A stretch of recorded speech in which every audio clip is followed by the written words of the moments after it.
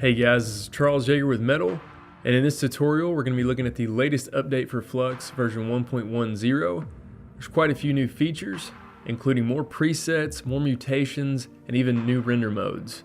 If you need to download the update, you can do that from your login account on metal.com. Alright, let's go ahead and jump into After Effects and get started. Okay, inside of After Effects, what I've got here is a solid with Flux applied to it, and you can see the Metal Flux settings here. And this is the updated UI for version 1.10. And the first thing we want to look at here is under the presets. If we scroll down here, you're going to see 3 new presets. These are usually areas I like to start whenever I'm working with Flux. Just gives you a nice starting point. Let's go ahead and take a look at the first new preset, which is Blooming Fern. As you can see, the look of this, I'll go to 3D Transform here and we can actually rotate around the volume. You can kind of see that in Z space a little bit easier. We can go look at this other preset here, which is Lankia. It's a very spacey, atmospheric vibe to it. And the latest preset, which is Starburst. This is definitely my new favorite preset. I'm going to go ahead and move this back in Z space and get a clear view of this one. I really like the kind of subtle colors of this one. It looks very cinematic. It has some really nice depth there. The colors really pop on that one. This is probably going to be my new favorite that's going to replace Solar Wind, which was my previous favorite here. So I'm definitely going to be using Starburst quite a bit. Now the next new feature is the Randomize button here. And what this actually does, it's going to randomize the various mutation options here for each of these mutations, whatever you have selected. So you can see the mutation variations here. And it will actually come in here and randomize each of those. So you can experiment with this if you're just wanting to kind of create some looks very quickly. So I can go ahead and click this, and you can see it'll give you varied looks, and sometimes you may need to adjust the intensity and kind of the exposure to kind of see things clearly. But you can just cycle through this, and you can see you can get some nice results just by cycling through. And I can come through here and I can rotate this and kind of see all these varied results. So that's one thing with Flux. Sometimes you may not know where to start, and what I recommend doing is just selecting a preset, and then if you want to go experiment, just select through the Randomize button here, and you can get some pretty unique looks that'll at least give you a starting point, and then you can jump into the mutations and make more customizations from there. I'm going to go ahead and change this preset back to Starburst, and I'll go ahead and rotate this back to 0. Next, I want to show you guys some of the new mutation variations that are available, but I also want to show you at the same time the new final mutation that's available. So you'll see that's grayed out right here. I'll go ahead and toggle this down, and I can go ahead and enable this. And what this allows me to do is apply a mutation at the very end of the chain of all these other mutations, and it's not recursive, so it won't actually go down through and change each one. It'll only be applied at the very end. So this is nice because it gives you a little bit more user control, and you can also kind of see what each one of them does. So if I come through here under Final Mutation Variation, if we come down here, we'll see some of the new mutations we have, such as Hourglass, Butterfly, Jet, Bowtie, and Rune. Let me just go ahead and select Hourglass, and you'll see how this changes everything. You can see how it kind of changed the shape of that there. But again, it's only being applied at the very end. And again, this allows you a little bit more room to control things. You can see the butterfly look here. That's pretty neat. Go ahead and rotate this. See this kind of in 360 here. And I'll change it to something like Jet.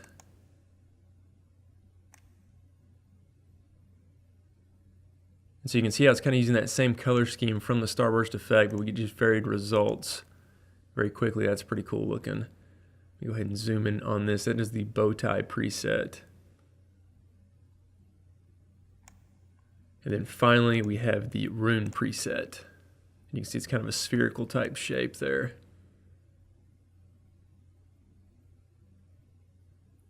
So this is a nice way you can really get a lot of different results from the presets. Again, you can see I can go ahead and change this back to linear. This will look as it did originally, but I can come up here and I could change this to Solar Wind. And if I like this color scheme, but maybe I didn't like the initial shape, just set this back to 0. I can come through here under Final Mutation and go ahead and change it to one of these others. And you can see I can get a similar color scheme, but with a different shape. The next thing we want to take a look at is the new render modes. So I'm going to close up the Final Mutation and toggle down the render modes here. And you'll see that currently it's set to normal. But we can go through here and you can see all the different render modes that we have available to us and new render settings as well. So I'll change this to depth. And you can see this is just like a Z depth pass where we have a darker color closer to us and a lighter color further away. And we can go ahead and adjust the threshold of this if we wanted to. So if you want to kind of extract the depth pass from whatever flux animation or nebula you're creating, you could do that using the Z depth or depth pass mode. You also have the option to invert it, and then you have some near and far settings as well. The next render mode is the anaglyph, and this is kind of like a 3D, with the red and blue glasses. So if you wanted to wear the glasses and look at your screen, you would see this kind of in 3D. Without that and just looking at it like this, it almost gives it kind of like a chromatic aberration effect to it. And I think it actually is pretty visually interesting like this. You can see the difference between that and normal. So it's just very subtle, but obviously when you zoom in and kind of fly through it, get closer to the flux volume, you'll see a more drastic difference in that mode. The next render mode we have here is Equiluma, and this is pretty interesting. It's almost as if it's like keying out different parts of the flux nebula based on the luminance value and the luminance range. So you can come in here and adjust this, and you can see how you get kind of different results. It's kind of like a way of extracting only parts of the flux volume. So a unique way that I would probably use this if I was going to is I might have multiple flux layers, and I might have one set to normal and then one set to Equiluma, and you could do like a screen or an add blending mode on top of that, and just kind of blending the colors using the different render modes. And then finally, a very unique render mode, we have cross section, and you can kind of think of this almost as if like you're looking at an ultrasound, and what it's doing is just taking a single slice through that entire nebula, and then you can adjust the cross section distance here, and you can see as I kind of scroll through this, this looks pretty neat. And it's just moving through that entire volume, but just one little thin slice at a time.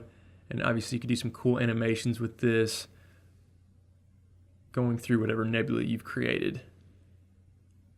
So those are the new render modes, and I'm going to change this back to normal. And I'm going to go ahead and close up those render mode settings. The next thing we want to take a look at is the new force field options that allow us to import your own custom OBJ force field. So we come over here to force field settings and just toggle that down. You're going to see force field shape, and if we go through this list now, you're going to see you have the option for OBJ file. I'm going to go ahead and select that. And then you can see you'll have the option to select your own OBJ file on your computer. Now I'm actually just going to use the default OBJ, which is the metal logo here. So if we come down here, we don't see anything appearing just yet. Some options you want to tweak though will be the shape size, shape feather, and strength. And so immediately I'm just going to pull the strength all the way up here to 100. And when I do that, we can subtly see the metal logo starting to appear in the nebula there. I'm going to go ahead and increase the shape size, and we'll start to see the outline. You can see that there now, probably a little clearer. You can see how that's affecting the voxels there with the whole volume. Now, depending on your flux volume or whatever presets you're using, if you are using an OBJ, I definitely recommend going over here and toggling through a bunch of the settings and just looking at the results and how it affects the OBJ model within your flux volume. One to look at would be the shape fill. Right now the default is on solid, and you can see I can change this to be a shell and kind of how that affects how the OBJ looks. I want to change this back to solid. Also, regarding your model detail, you can adjust the voxelization quality here. The default is medium, but you can change this to high or low if you want to. I'm going to leave it on medium. And next we have the shape feather. The default is 20. And this will kind of affect how the edges kind of show up with the OBJ. If I bring this down to 0, you'll see the edges are a little bit sharper, but it's a little more difficult to see them sometimes with that low of a feather. So I'm going to bring this back up to 20, and now we can kind of see that a little bit easier. But if I increase this, you'll see it kind of increases it up to a point, and then it actually kind of feathers everything away. So this might be a cool way to reveal your logo depending on what you're using it for. I'm going to set this back to 20. You'll also see we have position and rotation settings for the force field, and in this case our OBJ. And I can actually move this through Z space, you can see. And so this is a nice way you can actually animate the logo through the actual fractal volume. In a lot of cases, keyframing this will also help kind of reveal the logo so you can see it a little bit easier. You can see as I actually scroll this through the volume. That makes it a little bit easier to catch the eye as it kind of moves through the entire flux volume. What I might actually do here is I'm going to come back up to 3D transform. I'm actually going to rotate the volume here, and so we can actually see this kind of from a little bit of a different angle. And you can see how the OBJ looks there, and I could resize that a little bit smaller if I wanted to. You can see how that kind of resized that to the center. It actually looks a little invisible right now, so I'm actually going to come through here. I'm going to animate the position of that on the Z axis, so we can see that kind of move through the volume. You can see how that's going to come through now.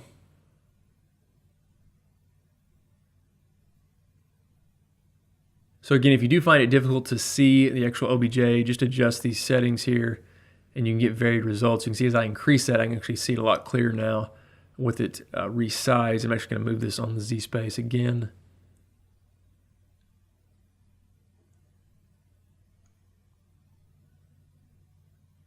So I'll go ahead and rotate this back to 0. And something else you can do here, I'm going to go ahead and close the 3D transform. You'll see we have a few other settings here. We have the force field configuration preset. The default is explosion. And you have these various other settings here. And what that does, it affects how the flux voxels react to the OBJ when they intersect with it. So you can toggle through those and get various results. And also we have these force field azimuthal configuration and polar configuration adjustments we can make. So you can come through here, and I definitely recommend just toggling these and just seeing kind of visually the results you get. You can see as I scroll through that, I can get other results that either show up more or less. You can see that really makes it pop there. So definitely jump in there and just adjust these settings and see kind of how it reacts to your model. I'm gonna set that back at 0. I've gotten good results just going through there and adding in various values, just again seeing how it affects the OBJ compared to the volume. There's lots of creative uses you can do with this. You can see how this is kind of a cloaking-like effect here on this particular animation sequence. And I'm going to give you guys another tip at the end of the tutorial when we go over the clipping volume, how you can make the force fields pop out even more. Next thing we want to look at here is the recursive zoom. This is a really cool feature if you're wanting to create kind of animation loops. I'll go ahead and enable the recursive zoom. And when I enable that, you'll see it slightly changed the flux volume the way it looks on screen. But let me show you what this is intended for. What I'm going to do is just create a keyframe here for the recursive zoom. I'm just going to move down 1 second or so, and I'm going to go ahead and set this all the way to 1 cycle. And if I go ahead and just RAM preview this, you're going to see what this actually does. It's almost as if we're flying through the flux volume, but it's going to infinitely loop. It's going to regenerate another version of that volume directly behind itself. And so this is a pretty cool little animation. And now we can see the looped animation. You can see how quick and easy it was for us to set that up. Really just 2 keyframes and enabling that recursive zoom. And now you've got something that you can loop. And so it really just makes looping with Flux a lot easier. And of course, you could animate some of these other evolution settings on the volume itself and do other various changes for that recursive zoom. So I'm gonna go ahead and disable the recursive zoom now, turn that back off. Now let's go ahead and look at the light section. One thing that's new here is the After Effects lights are now supported with Flux. Now all the lights will be treated as a point light. So I'm gonna go ahead and enable AE lights here. And now let's go ahead and right click and let's create a new point light.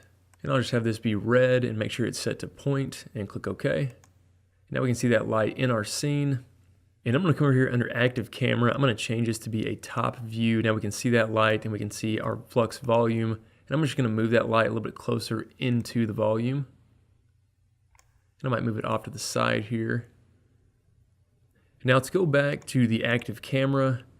And what I'm going to do is I'm going to hit T on the point light to bring up the intensity. I'm going to increase that quite a bit. And let's go ahead and move this light back over here toward the volume.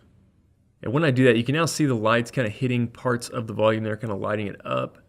You can see what that looks like. So you can see how it's kind of interacting with the actual flux volume itself right there in that top corner. I can move that down and kind of come through here, and you can see how I'm affecting other parts of the volume. I've actually come down here into the light settings. I can come down here to radius and increase that. You can see how it's going to spread that out. And again, I can obviously adjust the intensity back down here if that's a little too intense. And you can see this is a cool way you can add different color washes onto a flux volume. You can kind of control them. So if you're going to have maybe something fly through this volume and it had lights blinking on it, you could use some of these point lights like this to kind of recreate that throughout the volume. Okay, I'm going to go ahead and delete that light. And let's come back over here to the flux volume, and I'm going to go ahead and close up the light settings. And let's now toggle down the advanced settings. Here you're going to see we have clipping planes and clipping volume. So let's go ahead and look at clipping planes. I'm going to enable that. You can kind of think of this almost as if like the Z depth, and really we're just going to control kind of the near and far distance of the overall volume. So I'll go ahead and adjust the near distance here, and we kind of see what this does. You can see how it's now starting to kind of cut into the nebula itself. And we're kind of removing everything that's closer. And then if we also want to do the same thing, we can do that with the far distance. So if you just wanted kind of a middle slice of a flux volume, you could do that using the clipping planes. I'm going to move this back up quite a bit. You can see how we're kind of pulling away on the back side of that there. And then we can also adjust the clipping feather. So depending on how harsh you want that actually to be, you can then kind of soften that up. You see how that kind of softens up the edges of that there. So it's a nice way you can kind of control. Let's say you were going to place this in front of a planet or something like that, another model you had, and you didn't want it to go as far back, but you could clip that far distance using the clipping plane setting. So I'm going to go ahead and uncheck that now, and let's go ahead and look at the clipping volume. And this is really cool if you're using a force field. So let me go back over here to our force field, and I'm going to select the force field shape to be OBJ again, and that'll bring back up that metal logo. And sometimes when you're working with a force field, if it's difficult to see where your model is, what I've found myself doing is coming down here to the clipping volume and just go ahead and turn on use force field settings, and you're going to see what this does.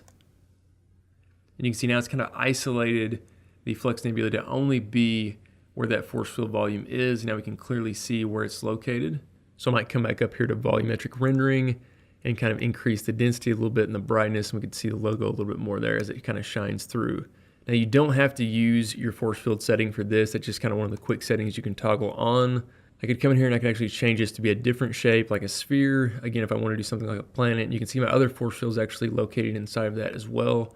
I'm actually going to go ahead and turn that back off or set it to none. And then we can come back down here and we can actually customize this shape even further if we wanted to, whether it be a solid or a shell. And you can see how they kind of change what the flux volume looks like. We can increase the size. So again, this might be something if you were going to create like an orb where you just wanted flux to show up like within a glass ball or something like that. And you can come in here and adjust these settings to kind of reflect that. And you can see I can also do the same thing here with the feathering around the edges. And if I come back up here, let's go ahead and rotate around this now in 3D transform. And we can rotate around, you kind of see what this looks like. Kind of reminds me of one of the experiments we created before, kind of the spherical shape with the flux volume, and now you can basically do it really quickly using the clipping volume here and setting that to a sphere. And now basically you've got a three-dimensional sphere with flux inside of it. All right guys, before I leave you in this overview, I want to go back over the force field again with the OBJ and show you how you can get a little bit more visually using the clipping volume in conjunction with an OBJ force field. So what I'm actually going to do here is I'm actually going to select my flux layer. I'm going to hit Control D or Command D on a Mac to duplicate it, and you can see how that duplicated the volume there. I'm going to turn this bottom copy off. And on this top copy, what I want to do is under Advanced here, under Clipping Volume again, I want to go ahead and just use the force field settings. So now we only see the metal logo. And I'm going to come back over here to Volumetric Rendering. And I'm going to go ahead and bring up the brightness and the density a little bit here so we can see the logo a lot better. Actually, I'm primarily going to bring up the brightness there. So now we can see the logo a little bit more. So what I want to do now is I want to turn back on that other copy of Flux we had. And what I can do on this top copy is set it to a blending mode, whether it be add or screen. I'm going to do screen in this case. You can see that's just going to kind of outline the highlights of our model there. And it's just going to make it kind of contrast and pop a little bit more compared to the other volume. So that's an extra tip if you're needing to have your force field show up a little bit more prominently when using Flux. All right guys, hopefully you enjoyed this overview of the new features that are available with Flux version 1.10. Again, you can download the update from your account on metal.com. This has been Charles Jaeger with Metal. Thanks for watching.